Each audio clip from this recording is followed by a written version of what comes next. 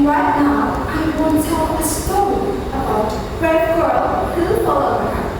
The title is Moana. Let's get started. Moana lived in a small village called Pratiwi. It was a peaceful island surrounded by a blue white ocean. She is the daughter of the chief. And one day, she became the next leader. One day, when Moana was a little girl, while she walking at the shore, something magical happened. The ocean is slowly moved towards her, but it's not like normal waves. It feels alive. Moana loved and played with that waves. After that, the ocean opened, revealed a small glowing stone. Moana took it carefully in her hands. After that, the ocean pushed Moana back to shore. Moana wondering what just happened. She didn't understand. But he lost the stone because her father came. Years passed. Moana grew up to be strong and kind girl. She learned many things from her parents, especially how to become a good leader. She listened to their people, helped their problem, and tried best solution. But not like her father. Moana felt something special, a special connection with the ocean. Sometimes she stood at the shore and whispered, "Why do I feel like you're calling me?" But her father didn't like that. "Moana, you must stay on the island. The ocean is dangerous," he said. One day, something terrible happened in the island. The fish were disappearing. The plants were dying, and the island slowly losing its life. The villagers became worried and scared about what just happened. And want to know there's something terrible before. That night, her grandmother told Moana the truth. While walking together at the shore, her grandmother said, "Moana, our ancestors is dangerous, and the ocean is part of who we are." And after that, her grandmother gave her a small glowing stone. The heart of Tefiti. You must return this heart, and you must find Moana. He is the one who stole his heart. And Moana answered, "But how? I don't know how." Her grandmother smiled and replied, "You know more than you think." In the next morning, Moana took her decisions. She took a boat and sailed beyond the reef, something she had never done before. The journey was not easy. She faced storm and the danger of the sea. Soon,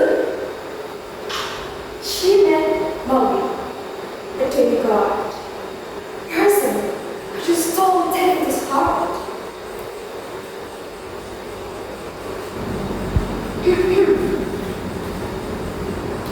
"Hey, Maui, I need your help to return his heart. And I'm Moana from Pratiwi." Maui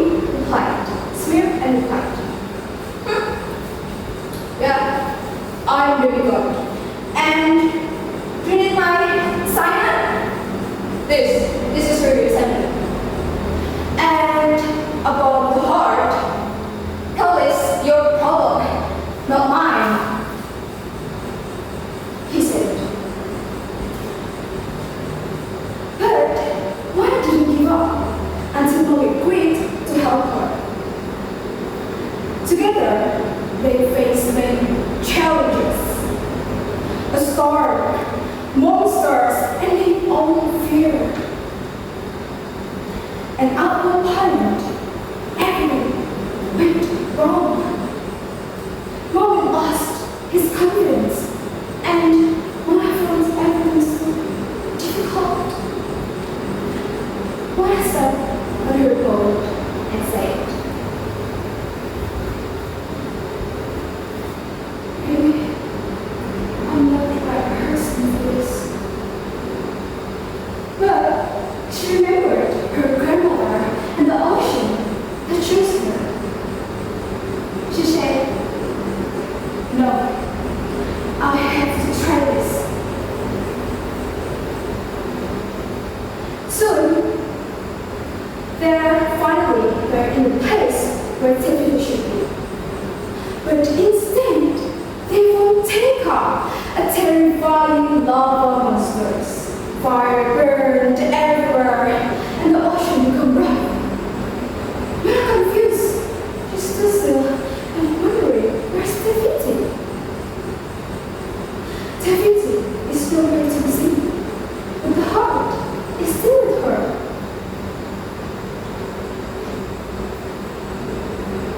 Then, when I looked at Tika again, fire, angry and full of fire. But she looks like not just attacking, she came, like lost something important. Then Mona realized if Tefiti was right here, then Teka was Tefiti with the heart. Mona understood, and her fear suddenly replaced her understanding. Slowly, she moved forward before us to take her. But Molly shouted from behind, "Mona, didn't go! It's so dangerous!" But Mona didn't stop. She still moved forward. And slowly, the ocean opened back for her. In front of Tika, there were dark, empty space in the middle of her chest. Mona said, "This is not who you are. You are Tefiti." And Mona replaced that stone in the empty space.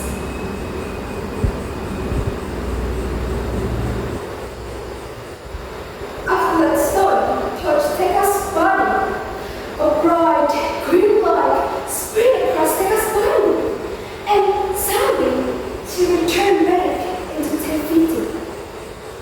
The sky became bright again, and the ocean sparkling under the sunlight. That said, "Thank you for a while." In that moment, Mona realized how far she grew and how much she grown. After that, Mona returned back to the village. But at this time, her father looked at Mona with pride. That's all about Mona's story. Thank you for listening.